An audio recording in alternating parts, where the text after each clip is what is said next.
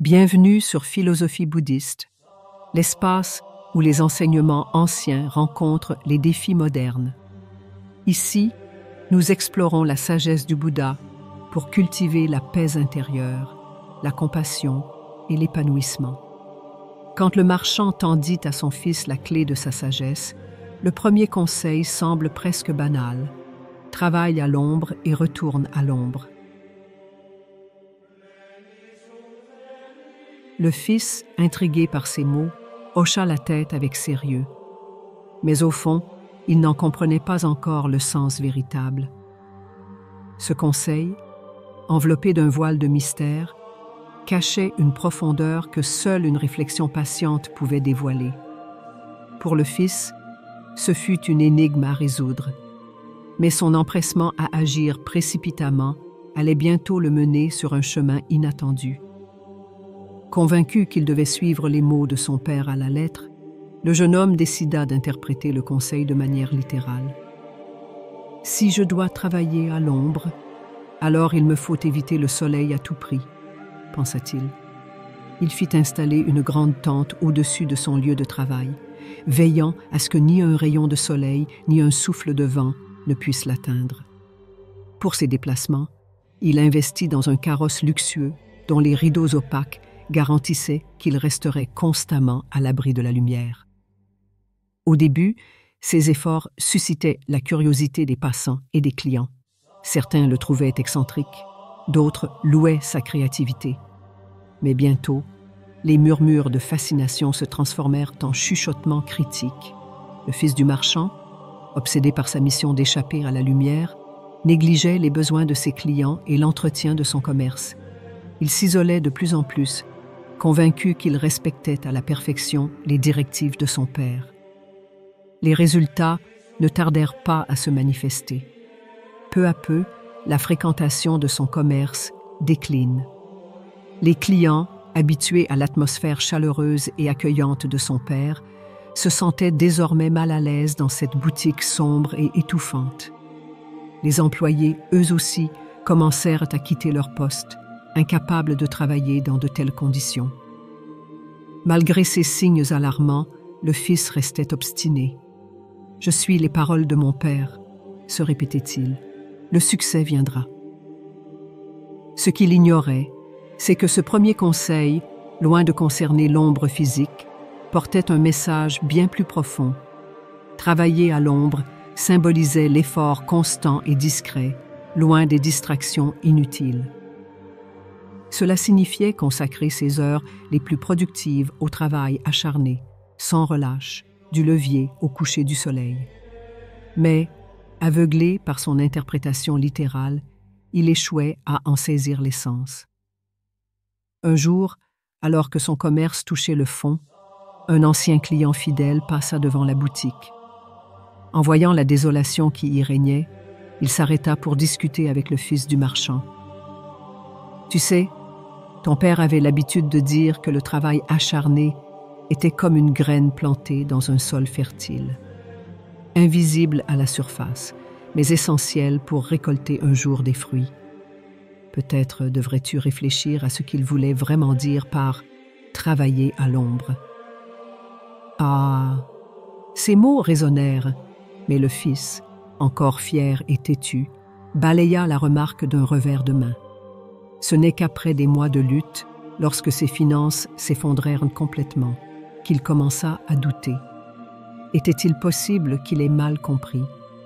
Les paroles de son père ne cessaient de lui revenir en mémoire, mais cette fois avec un poids différent. Une nuit, alors qu'il observait la lumière de la lune percer à travers les interstices de la tente, il se souvint de quelque chose que son père lui avait dit autrefois. Les ombres existent seulement grâce à la lumière. Si tu veux comprendre les ombres, il faut d'abord reconnaître d'où vient la lumière. Ce fut un moment de révélation. Le fils, réalisant qu'il avait interprété les mots de son père comme des instructions rigides, sans chercher leur symbolisme. Le véritable travail, à l'ombre, n'était pas une question d'éviter le soleil, mais d'adopter une approche discrète et disciplinée, loin des distractions et de la recherche constante de validation.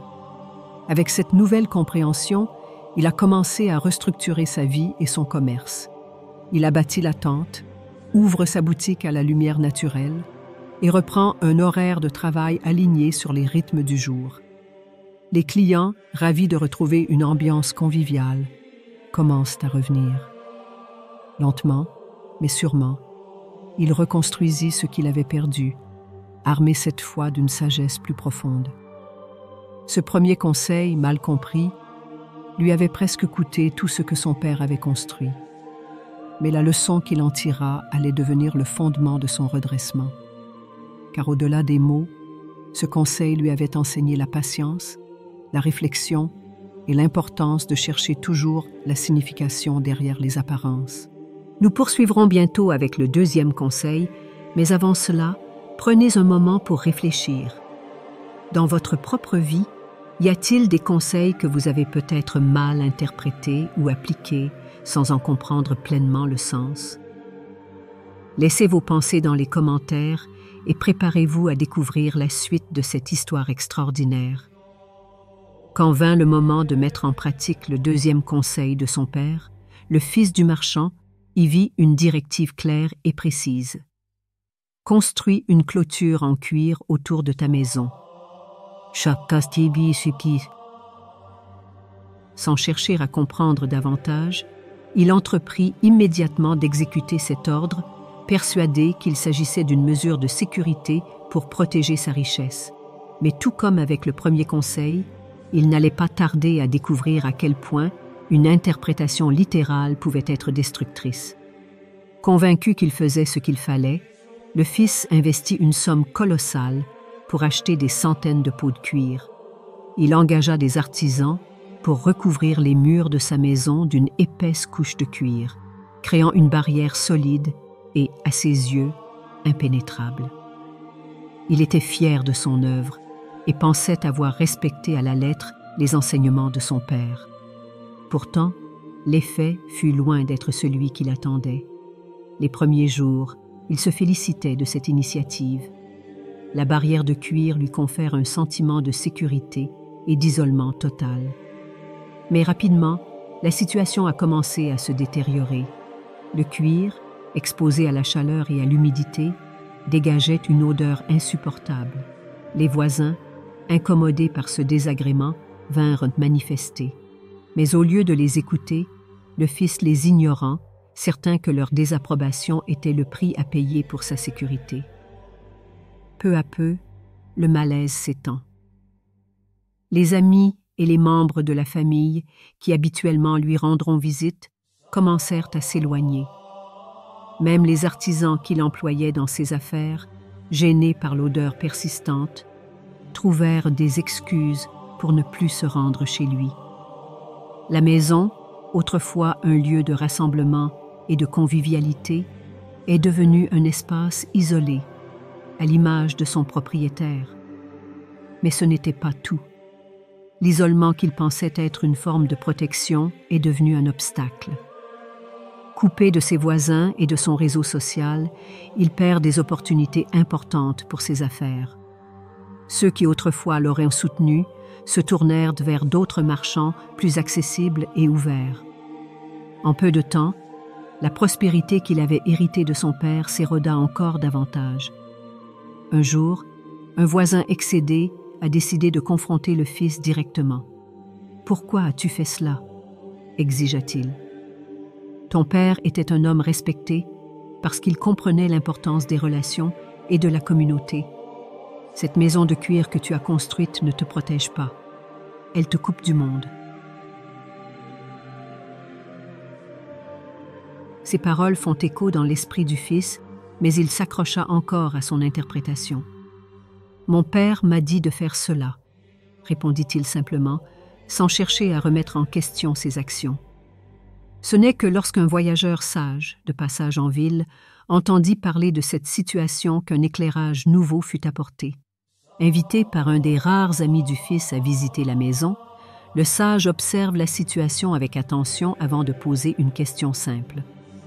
As-tu réfléchi à ce que ton père voulait dire? Une clôture en cuir, est-ce réellement une barrière physique? Ces mots semblent percer les certitudes du fils. Il a répondu: « N'était-ce pas pour protéger la maison? » Le sage sourit doucement et répond: « Oui, mais pas comme tu l'as compris. Ton père ne parlait pas de mur physique, il parlait de protection symbolique. Une clôture en cuir, c'est une métaphore pour un système de défense intelligent et pratique. Par exemple, un chien fidèle ou un chat peut protéger votre maison, tout en conservant votre environnement accueillant. En recouvrant ta maison de cuir, tu as créé une barrière qui ne protège rien, mais qui éloigne tout le monde. » Ces paroles furent comme un coup de tonnerre dans l'esprit du fils. Il comprit qu'il avait transformé une leçon précieuse en une action absurde à cause de son incapacité à chercher le sens derrière les mots.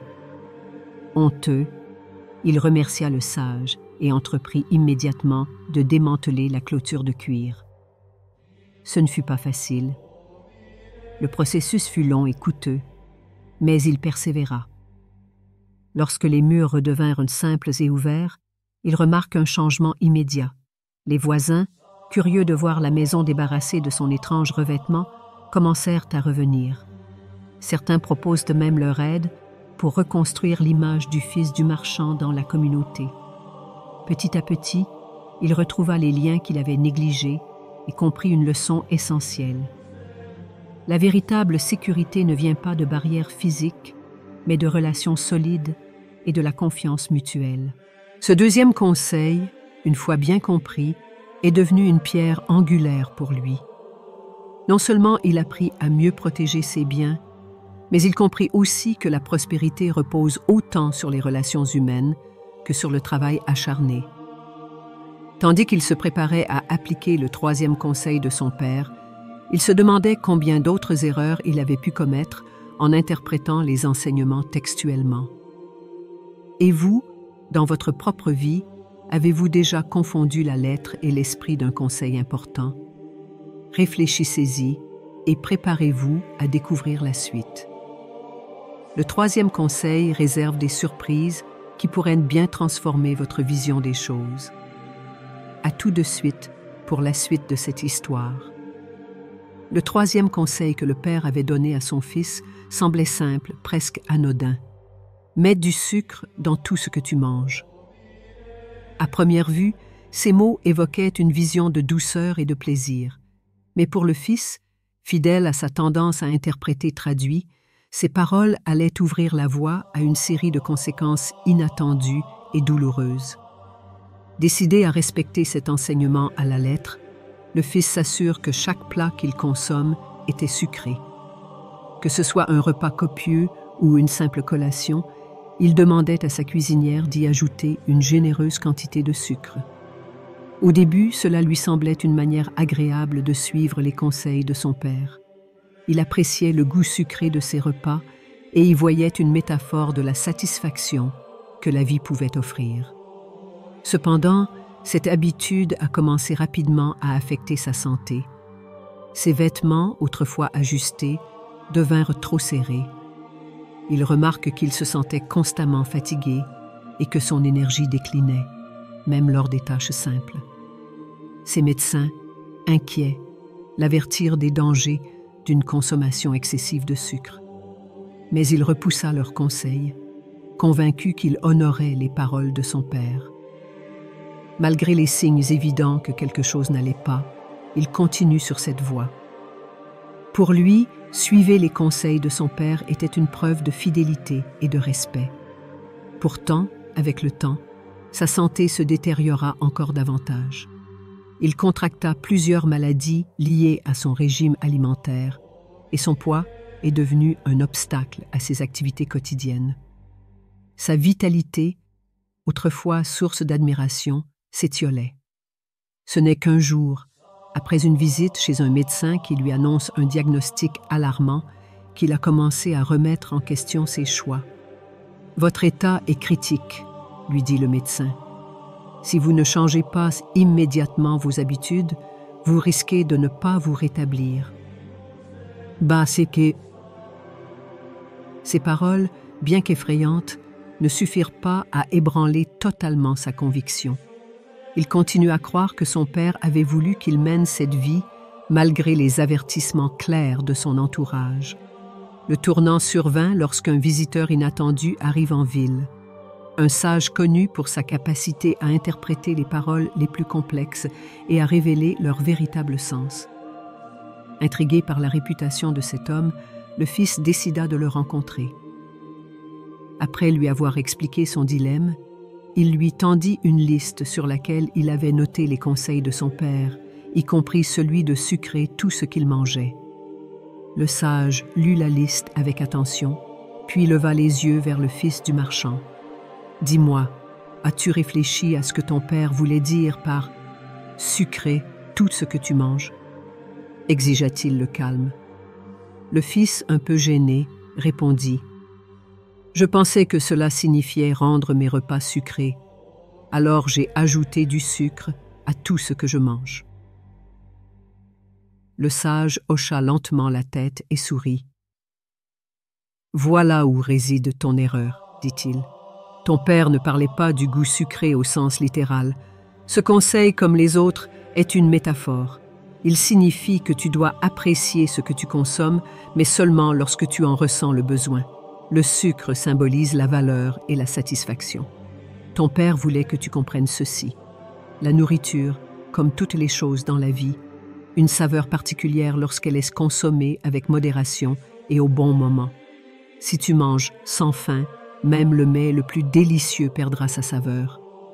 Mais lorsque tu respectes ton corps et ses besoins, même un simple morceau de douleur peut sembler sucré. Ces mots furent comme une révélation pour le fils. Il réalise que, dans son empressement à respecter les enseignements de son père, il avait ignoré leur véritable message. Il comprit que l'équilibre était la clé, non seulement dans son alimentation, mais dans tous les aspects de sa vie. La douceur, qu'elle soit dans la nourriture ou dans les expériences, doit être appréciée avec discernement et non imposée de manière excessive. Dès cet instant, il décide de changer. Il adopte une alimentation équilibrée et commence à écouter les besoins réels de son corps. À mesure qu'il retrouvait sa santé, il découvrait aussi un renouveau dans son énergie et sa clarté mentale. Ce troisième conseil, mal compris, lui avait coûté cher, mais une fois sa signification réelle révélée, il est devenu une source de transformation personnelle. En réfléchissant à son parcours, il se demande combien d'autres conseils dans la vie sont interprétés de manière erronée, simplement parce que nous n'avons pas pris le temps de comprendre leur véritable sens. Et vous, pensez-vous que certaines vérités dans votre vie méritent d'être revisitées? Laissez vos réflexions dans les commentaires et préparez-vous à découvrir le quatrième et dernier conseil, celui qui pourrait bien être le plus important de tous. La fin de cette histoire est proche, et elle contient une leçon précieuse que vous ne voudrez pas manquer. Le quatrième et dernier conseil que le père transmettait à son fils était le plus intrigant. Attache toujours ta femme. Ces mots, porteurs d'une signification énigmatique, laissaient le fils perplexe, mais il choisit de les prendre à leur valeur littérale. Convaincu que son père savait mieux que quiconque comment maintenir une vie prospère et harmonieuse, il suivait ce conseil d'une manière qui allait bouleverser sa vie d'une manière irréversible. Le lendemain de la mort de son père, il mit ce conseil en application. Chaque jour, il attachait littéralement sa femme avec une corde, pensant qu'en agissant ainsi, il préviendrait tout conflit, garantirait sa loyauté et préserverait leur vie commune. Il croyait sincèrement que cette méthode, bien qu'extrême, était la clé pour protéger leur union, tout comme son père semblait l'avoir suggéré. Au début, sa femme, confuse et choquée par cette pratique, tente de comprendre ses motivations. Mais plus le temps passait, plus elle se sentait humiliée, privée de sa liberté et méprisée. Le fils, lui, interprétait ses protestations comme des signes qu'elle ne comprenait pas encore l'importance de cette démarche. « C'est pour notre bien », répétait-il, certain de suivre la voie de la sagesse. Cependant, les conséquences de cette décision ne tardèrent pas à se faire sentir. Leur maison, autrefois un lieu de joie et de complicité, est devenue un espace de tension et de ressentiment. Les disputes devinrent fréquentes, et l'amour qui les unissait semblait s'effriter jour après jour. La femme, profondément blessée, finit par atteindre un point de rupture. Un matin, elle fit ses bagages et quitta la maison pour retourner chez sa mère, laissant son mari seul avec ses regrets et son incompréhension. Lorsque ses proches apprirent ce qui s'était passé, ils furent outrés. Certains tentèrent de lui parler, mais le fils, fidèle à sa vision littérale des conseils de son père, refusa de reconnaître ses délits. Pour lui, son père n'aurait jamais donné un conseil dénué de sens. « C'est elle qui ne comprend pas », affirmait-il.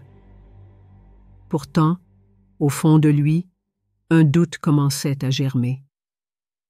Comment un conseil censé garantir l'harmonie pouvait-il engendrer un tel chaos? Un jour, dans un moment de désespoir, il se rendit chez le sage qu'il avait consulté pour les conseils précédents. Une fois encore, il présente la liste des enseignements de son père et explique comment il avait appliqué ce dernier. Le sage, après avoir écouté avec attention, poussa un long soupir et dit « Mon fils, ce conseil comme les autres n'a jamais été destiné à être pris souscrit. Ton père ne parlait pas d'attacher physiquement ta femme. Ce qu'il voulait dire, c'est que tu dois cultiver un lien fort avec elle, basé sur la confiance, le respect mutuel et la compréhension. Une relation solide est comme un nœud qui unit deux âmes, mais ce nœud ne peut jamais être forcé.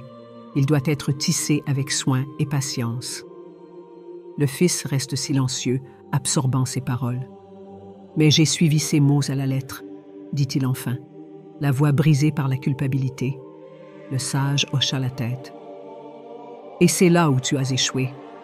Les mots sont importants, mais leur véritable pouvoir réside dans leur sens. Tu as négligé de ce sens, et c'est pour cela que tu as perdu ce que tu chérissais le plus. » Ces mots font l'effet d'un coup de tonnerre. Pour la première fois, le fils comprit que son aveuglement et sa rigidité l'avaient conduit à détruire ce que son père avait voulu qu'il protège. Il décide de se rendre chez sa femme pour lui présenter ses excuses. Ce ne fut pas facile. Il doit affronter sa colère, son mépris et sa douleur. Mais il persévéra, déterminé à réparer les délits qu'il avait causés. Avec le temps et beaucoup d'efforts, il parvint à reconstruire leur relation. Il apprend à écouter, à respecter ses besoins et à créer un espace où elle se sentait aimée et valorisée. Ce quatrième conseil, bien qu'il ait failli détruire sa vie, est devenu une leçon cruciale sur l'importance de l'empathie et de la compréhension dans les relations humaines. À travers cette épreuve, il réalise que la sagesse de son père ne résidait pas dans les mots eux-mêmes, mais dans les enseignements qu'ils contenaient.